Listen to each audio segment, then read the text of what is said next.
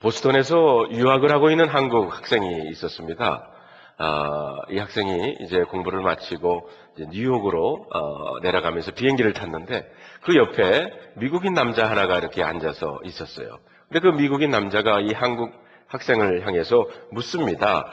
What kind niece are you? 라고 물었어요. 그래서 이 학생이 들어보니 What do you mean by what kind niece am I? 그랬더니 Are you Chinese, Japanese, or Vietnamese? 라고 묻더라는 거예요.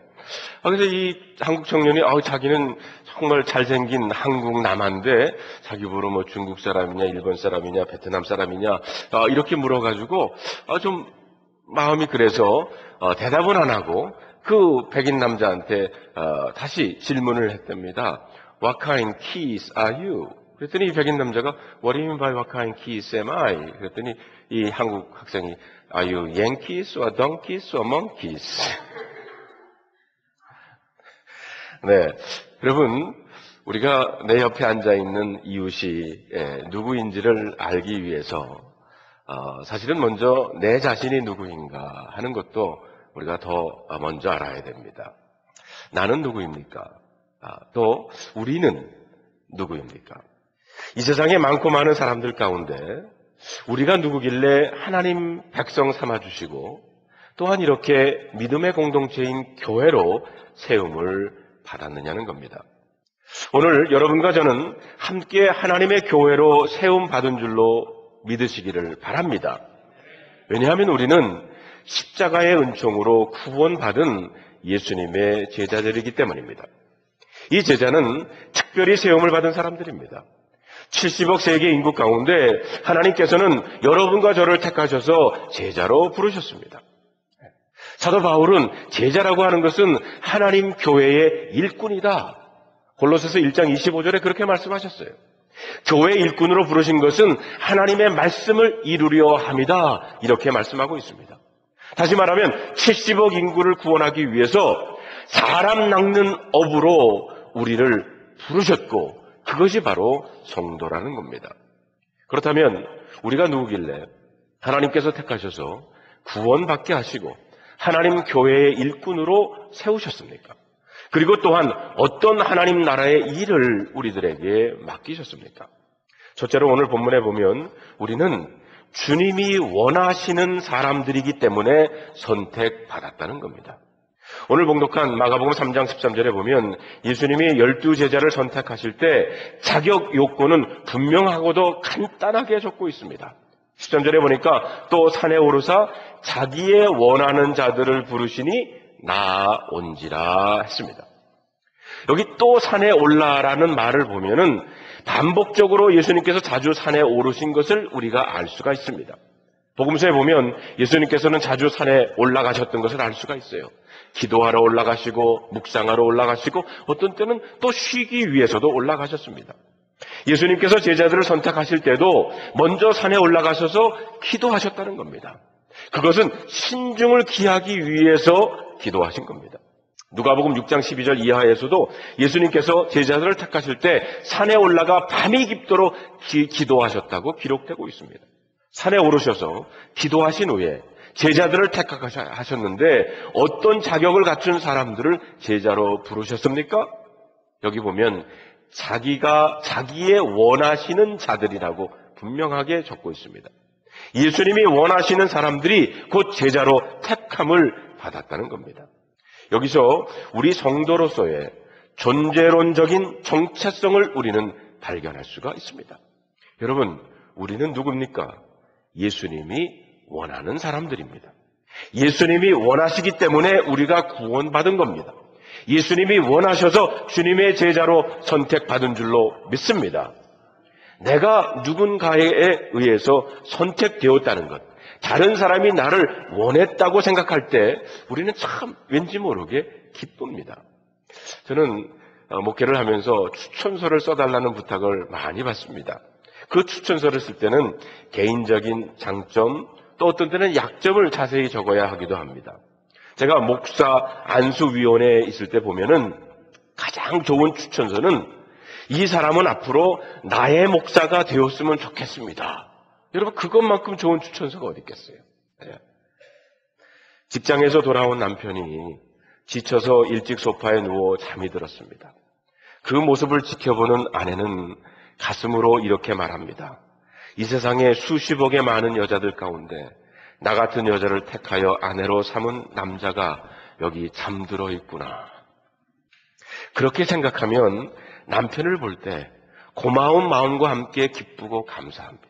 행복합니다. 이불을 덮어주며 사랑스러워합니다. 저 남자에 의해 수많은 여자 가운데 내가 선택되었다는 것은 대단한 기쁨과 만족감을 갖게 합니다. 그러나 아이고 내 팔자야.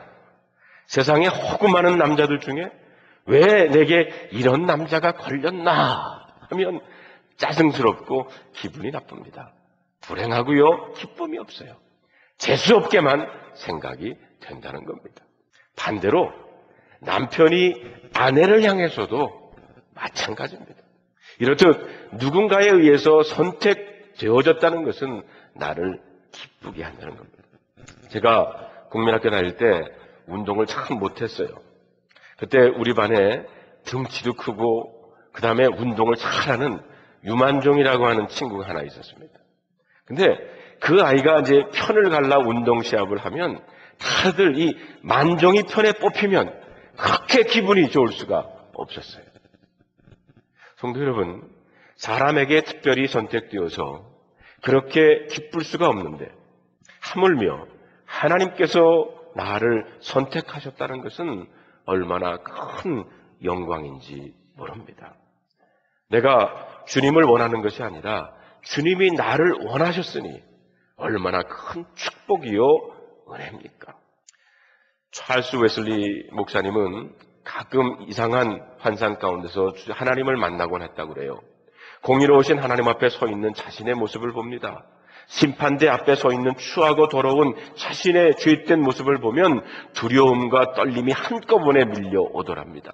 그런데 그때 예수님께서 조용히 오셔서 떨고 있는 자신을 살며시 안아주시는 모습을 그 환상 중에 보게 되었다는 거예요. 그때 하나님에 의해 선택되어 더럽고 추한 죄가 예수님의 십자가의 보혈에 의해서 깨끗이 씻겨지고 구원받은 자신을 발견할 때 그분은 감격과 기쁨이 가슴에 벅차게 했다는 거예요. 그래서 찬송하지 않을 수가 없었다는 겁니다. 그래서 여러분 찬송가 23장 한번 펴보세요. 이게 찰스 웨슬리 목사님께서 작사하신 그 곡입니다. 만입이 내게 있으니, 우리 유한모 장로님께서 가장 좋아하는 그런 찬송인데요. 우리 1절 보니까 만입이 내게 있으면 그 입 다 가지고 내 구주 주신 은총을 늘 찬송하겠네.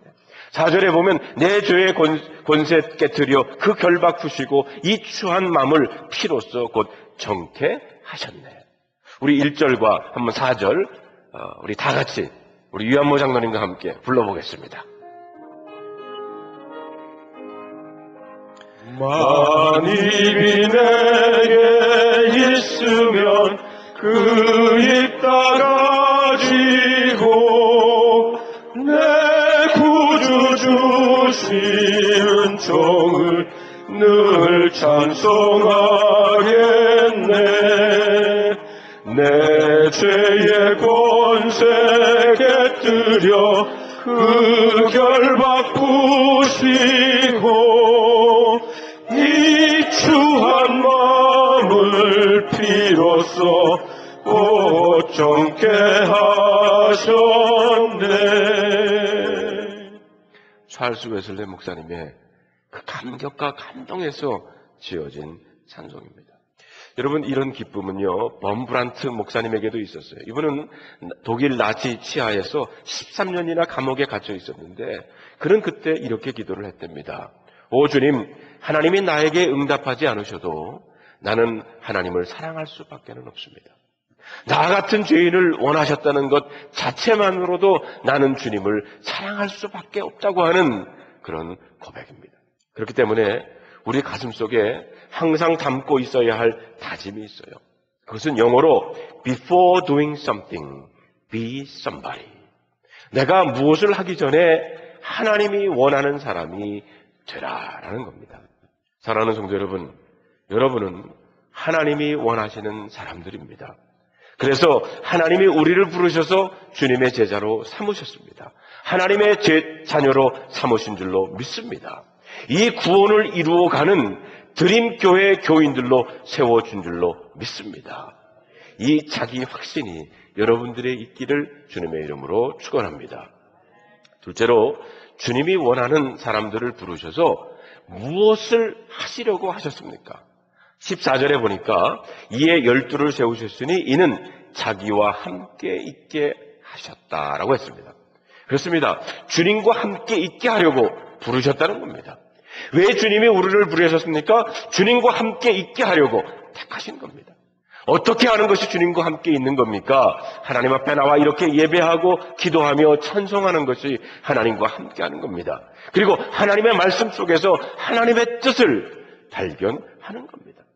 연합신학대학원 총장이셨던 임태권 목사님의 이런 간증을 들은 적이 있어요. 이분이 미국에서 공부를 마치시고 시카고에서 목회를 하는데 교회가 70명 정도까지 올라가고는 더 이상 성장을 하지 않아서 거의 좌절 상태에 빠지셨습니다. 옆에 있는 친구 목사님의 교회는 별로 힘도 안 들이는 것 같은데 200명, 300명으로 성장을 하는데 자기네 교회는 늘 그대로였다는 거예요. 그 목사님보다 공부도 더 많이 했고 키도 크고 생기기도 더 잘생기고 설교도 더 잘하는 것 같은데 이상하게 교회는 성장하지 않는 거예요. 새벽부터 밤늦게까지 신방하면서 교인들을 찾아다니는데도 새 교인들이 들기는커녕 있는 교인들마저 툭하면 삐치고 시험 들어서 교회 떠나자고 한다는 거예요. 옆 교회 목사는 신방도 안 하는 것 같고 밤낮 놀러만 다니는 것 같은데도 교회가 부흥하는 걸 보고는 그 목사님의 마음속에 시기와 질투가 생기기를 시작했어요. 무서운 질투가 일어나는 것을 보고 깜짝 놀랐다는 거예요. 그 목사님 마음속에 저 교회 혹시 문제 안 생기나. 그래서 교회가 깨지면 몇 사람은 우리 교회 좀 오겠지. 그렇게까지 비참해지는 자신의 모습을 보고 회개를 하셨어요. 어느 날 항변조의 기도를 하나님께 드리는데 하나님의 음성이 들리더랍니다. 임 목사, 왜 그렇게 바삐 다니냐? 교회 부흥시키려고요. 아침부터 저녁까지 이리 뛰고 저리 뛰는데 교인은 늘기는커녕 있는 교인들끼리 이리 삐지고 저리 삐지고 툭하면 교회 안 나온다고 하니까 정말 죽겠습니다. 하나님 말씀하시길 그러지 말고 나와 함께 있자. 나는 너와 함께 있으면 좋겠다. 그럼 하나님 교회는 어떡하고요? 교회는 내 교회가 아니라 내 교회야. 내 거야. 내가 알아서 할게. 말도 안 되는 소리 마세요. 하나님은 하늘의 것이나 알지 세상의 것 어떻게 아십니까? 이미 교회는 이래봬도 내가 베테랑입니다. 하나님이 이 말씀을 들으셨을 때 어떤 심정이셨겠습니까? 야, 이 녀석아, 내가 한다고 되는 줄 아냐? 내가 원하는 것은 내가 나와 함께하는 시간을 많이 갖는 거야. 그러면 내가 해줄게. 하시지 않겠습니까? 내가 무엇을 원하는지 내가 알고 싶구나. 나와 함께 있자. 이 음성을 뒤늦게 듣고 나니 지금까지 바쁘게 다니며 애썼던 일들이 허황된 인간의 욕심임을 깨닫게 됐다는 겁니다. 자신이 참으로 어리석어 보이더랍니다. 생업을 이어가시는 성도 여러분들도 마찬가지입니다. 바쁘게 돌아다닌다고 잘 되는 거 아닙니다. 인생을 내 힘, 내 능력, 내 지혜, 내 수단으로 해결하지 마시기를 바랍니다. 내가 누구입니까? 주님이 원하시는 사람입니까? 그러면 하나님이 책임져 주시는 줄로 믿습니다. 저는 요한복음 15장 5절의 말씀을 문자 그대로 믿습니다. 특별히 개업 예배 때 종종 이 말씀을 읽습니다. 나는 포도나무여 너희는 가지라. 그가 내 안에 내가 그 안에 거하면 사람이 열매를 많이 맺나니 나를 떠나서는 너희가 아무것도 할 수 없습니다. 주님이 포도나무라면 나는 가지일 뿐입니다. 가지는 포도나무에 붙어 있을 때만 생명을 유지할 수 있고 열매를 풍성히 맺을 수가 있습니다. 가지가 아무리 똑똑하다 할지라도 나무를 떠나서는 아무것도 할 수 없다는 겁니다. 어느 집사님이 이런 간증을 하셨어요. 개업 예배를 마치고 난 뒤에 들려준 그 집사님의 간증입니다. 목사님, 나는 전에 하던 사업이 망하리라고 전혀 생각을 못했습니다. 한국에서 가장 큰 기업에서 12년 동안이나 근무를 했기 때문에 사업을 하면 반드시 성공할 줄 알았습니다. 그런데 망했어요. 그런데 이제야 알았습니다. 하나님이 함께 하시지 않으면 안 된다는 것을. 우리 아버지는 제가 망할 줄 알고 계셨던 것 같습니다. 그런데 저는 몰랐어요. 이분은 1차 사업에 실패했어도 매우 귀중한 진리와 교훈을 깨달으셨어요. 하나님이 함께 하시지 않으면 안 된다는 것을 깨달았던 겁니다. 이 말을 다른 말로 하면 내가 하나님과 함께 있어야 된다는 겁니다. 하나님은 바로 그것을 원하시는 것을 여러분 믿으시기를 바랍니다. 실제로 그렇게 하나님과 함께 있게 되면 우리에게 할 말이 생기게 마련입니다. 그리고 그 할 말이 곧 내가 해야 할 사역이라는 것. 사도행전 14장 26절로 27절의 말씀을 보니까 거기서 배를 타고 안디옥에 이르니 이곳은 두 사도의 이룬 그 일을 위하여 전에 하나님의 은혜에 부탁하던 곳이라. 그들이 이르러 교인을 모았다는 거죠. 하나님이 함께 행하신 모든 일과 이방인들에게 믿음의 문을 여신 것을 보고했다고 그랬어요. 이 장면은 사도 바울이 안디옥 교회에 가서 선교 보고를 하는 내용입니다. 보통 선교사들의 보고를 들어보면 내가 교회를 몇 개 세웠고 무슨 일을 했고 이런 등등 보고를 합니다. 그런데 바울이 보고한 선교의 내용은 무엇이냐 하면 하나님이 함께 행하신 모든 일이라고 그랬어요. 바울 자신이 행한 것이 아니라 하나님이 바울 일행과 함께 행하신 일들을 보고하고 있는 내용을 우리는 볼 수가 있어요. 일의 주체가 내가 아니라 하나님이라고 하는 것을 분명히 여기서 말하고 있는 겁니다. 바울이 하나님과 함께 있기를 원하니 하나님이 바울을 통해서 이루신 일들이 많았다는 겁니다. 바울은 그것을 지금 자기 파송교회인 안디옥 교회에 보고를 하고 있어요. 일의 주체가 내가 아니고 하나님임을 바울은 분명히 알았습니다. 내가 하나님과 함께 있기만 하면 일을 행하시는 분이 바로 하나님이심을 알았다는 겁니다. 사도행전 15장 4절에서도 사도 바울은 비슷한 내용을 말합니다. 사도 바울이 이방인에게 복음을 전하는데 할례를 받아야 되는지 아니면 안 받아도 되는지 이 문제에 대한 질의를 다루는 첫 번째 예루살렘 회의를 개최하기 위해서 제자들이 모여들었습니다. 사도 바울이 예루살렘에 도착을 해가지고 교회와 사도와 장로들에게 큰 환대를 받습니다. 거기서 바울이 선교보고를 하는데 이렇게 적습니다. 예루살렘에 이르러 교회와 사도와 장로들에게 영접받고 하나님이 자기들과 함께 계셔 행하신 모든 일을 말했다라고 했어요.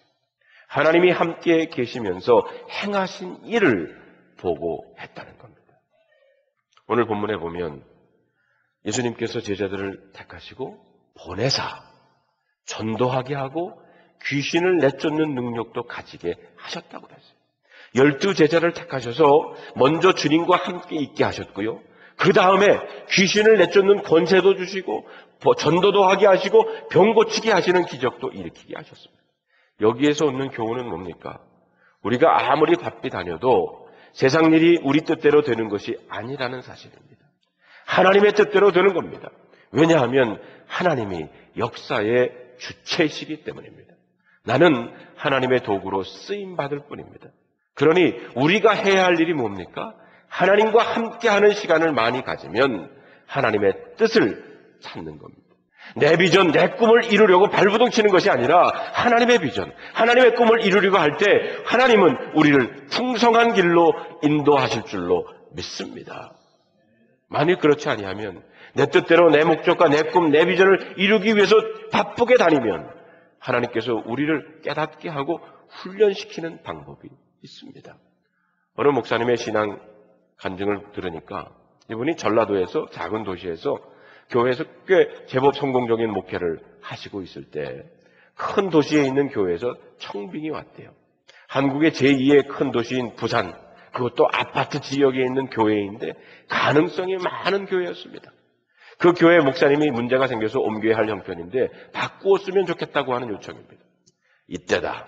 큰 도시에 가면 큰 교회도 만들고 목회자로서 성공할 수 있겠다 자신감이 오더랍니다. 그래서 큰 꿈을 안고 옮겼어요. 한 1년쯤 목회하면서 그 교회를 진단해 보니까 장로 한 분이 문제임을 발견을 했어요. 전임자도 그 장로 때문에 갈등을 겪다가 못 견뎌서 다른 교회로 옮길 마음을 먹게 되었다는 것을 알게 됐습니다. 또 대부분의 교인들도 그 장로가 문제라는 겁니다. 목사님보다 윗자리에 앉기를 즐겨하고 목사님이 하시는 일을 비판하고 흠을 퍼뜨리고 언제나 문제를 일으키는 장본인이었어요. 자기의 공들을 앞세워 힘 있는 권세자 역할만 했습니다. 참다 못한 교인들이 그 장로 징계를 들고 나왔습니다. 지방 교육자들과 의논해서 지방에서 제명할 수 있는 대답을 얻었답니다. 교인들이 그 장로의 제명을 지방에 청원했을 때 담임 목사는 방관하면서 7이 되기를 속으로 원했답니다. 그런데 지방회 때 다른 일로 지방회가 순탄하게 진행되지 않아가지고 그 장로 제명을 다루지를 못했다는 거예요. 그러니 더 큰 일 아닙니까? 앓던 일을 뽑으려고 흔들다가 그냥 놔둔 격이 되니까 더 아프고 더 쑤시더라는 겁니다. 이 장로님이 교회 돌아와서 야단이 났어요. 젊은 집사들, 권사들 모두 잘라야 한다고 화를 내면서 더 목사를 못 살게 굴었답니다. 더 이상 견디기가 어려워서 하나님께 이 목사님이 3가지 기도를 드리기를 시작했대요. 하나님, 이 장로를 회개시켜 변화시켜 주시던가, 아니면 이 장로를 하늘나라로 데려가시던가, 아니면 하나님이 그 장로를 적당히 손봐줘가지고 어디 좀 부러뜨려 달라고 청원을 하나님께 했답니다. 몇 달간 하나님께 지성으로 기도를 했더니 응답이 왔대요. 어떻게 왔느냐? 하나님이 장로를 손보신 게 아니라 자기를 손보셔가지고요, 목사님이 암이 걸리게 됐대요. 처음에는 하나님이 원망스러웠대요. 이 교회에서 문제가 된 전임 목사님은 다른 목회지에 가서 더 유명해지고 큰 일을 하는데 나는 오히려 이곳에 와서 유명해지기는커녕 교회 문제에 빠져 고생만 하고 이제 암까지 걸려 죽게 됐구나. 하나님을 원망하기 시작했대요. 하나님이 직접 문제 장로를 손봐달라고 기도했더니 그 장로는 손보시지 않고 목사인 자기에게 암으로 손을 보시니 얼마나 억울합니까? 울면서 하나님께 기도했다는 겁니다. 그런 유명가 있죠. 신부와 목사가 둘이 골프를 치는데 신부가 슬라이스가 날 때마다 욕을 하더래요. 그러니까 목사가 하나님 저 신부 좀 쳐주세요. 번개가 번쩍 끊어서 목사가 맞았대요. 목사가 나중에 하늘나라 가가지고 하나님 어째서 저를 치셨습니까? 그랬더니 하나님 말씀하시기를 야 그만 슬라이스가 나고 말았다 그랬다는 거예요. 장로님 손 봐달라고 했더니 자기가 암이 걸렸다는 거예요. 항변하면서 살려달라고 기도했어요. 그때 하나님의 음성과 함께 이 목사님에게 깨달음이 왔어요. 내 교회는 사람을 죽이는 곳이 아니라 살리는 곳이다. 교회는 내 목회의 성공을 이루는 것이 아니라 하나님의 목회를 이루는 곳임을 깨닫게 됐다는 겁니다. 하나님의 꿈, 하나님의 비전을 이루는 것이 교회요. 그 사역을 대리하는 역할을 목사가 할 뿐이라는 거예요. 이 깨달음이 오자 자신이 부끄러워지기 시작했어요. 그때부터 생각의 패턴을 바꾸고 하나님과 함께하는 시간을 많이 가졌더니 교회도 부흥하고 자신의 병도 낫고 이것저것에서 자기를 필요로 하는 곳이 많이 생겨 기쁨으로 목회를 한다는 간증을 들었어요. 어떤 사람이 젊었을 때 하나님께 그렇게 기도를 했대요. 하나님, 나에게 세상을 변화시킬 수 있는 강한 능력을 주십시오. 오래도록 기도를 했는데 하나님은 묵묵부답이었다. 이 청년은 결혼을 하면서 기도를 이렇게 바꿨답니다. 하나님, 제게 내 가정을 변화시킬 수 있는 힘을 주십시오. 세월이 덧없이 흘러가도 하나님은 응답이 없으시대. 이제 이 사람이 병들어 죽어가고 있었습니다. 죽기 직전에 그는 마지막으로 하나님께 기도했대요. 하나님, 저 자신만이라도 변화시킬 수 있는 능력을 주십시오. 그제서야 하나님의 음성이 들리더랍니다. 이제야 내 기도가 이루어졌느니라. 여러분, 우리는 착각해서는 안 됩니다. 내가 무슨 큰 일을 하는 것이 아닙니다. 하나님이 하십니다. 역사의 주체는 하나님이십니다. 내가 하나님께 가까이 가기만 하면 하나님이 나를 통해서 일을 이루시는 줄로 믿습니다.